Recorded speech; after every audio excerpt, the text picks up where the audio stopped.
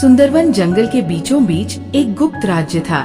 जानवरों का एक ऐसा राज्य जहाँ आशा, भय और चतुराई के साथ कई तरह की प्रजातियों के जीव रहते थे।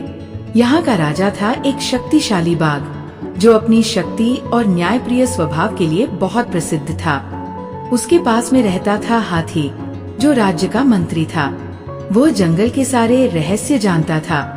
पेड़, पौधे, जड़ी बूटियां और मंत्रों के माध्यम से वो तरह तरह की औषधियां तैयार करता था। सभी जानवर इन दोनों को बहुत मानते थे, लेकिन तभी एक नई मुसीबत आ पहुंची।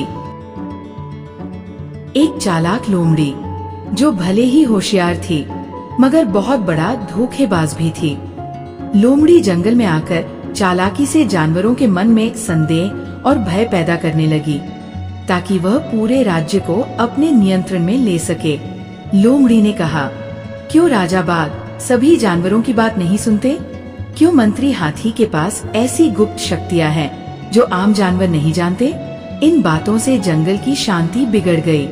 जानवर दो गुटों में बंट गए, एक राजा बाघ के साथ और दूसरा लोमड़ी के साथ। इस बीच एक तीसरा पात्र सामने आया, एक बंदर, जो बहुत गुप्त बातें और सूक्ष्म मंत्रणा जानता था।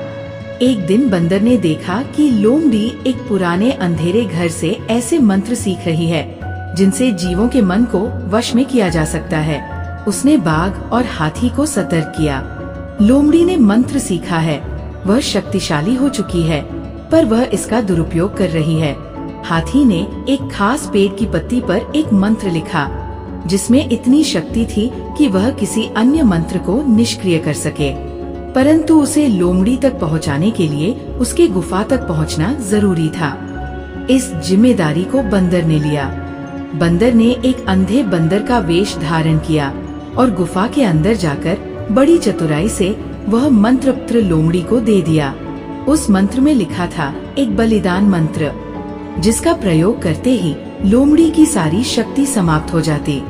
लोमड़ी ने जैसे ही उस मंत्र का उच्चारण किया, उसने देखा कि शक्तिशाली बनने की लालसा में उसने अपनी सारी शक्ति गवा दी है।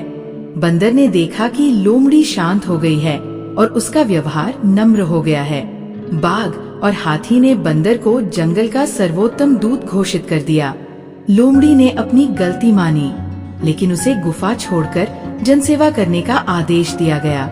बाघ और हाथी ने ये उदाहरण प्रस्तुत किया, जहाँ शक्ति और ज्ञान दोनों हों, वहाँ सच्चा राज्य होता है। ये कहानी हमें ये सिखाती है कि सिर्फ शक्तिशाली होना श्रेष्ठता नहीं है, चतुराई और नैतिकता की भी आवश्यकता होती है।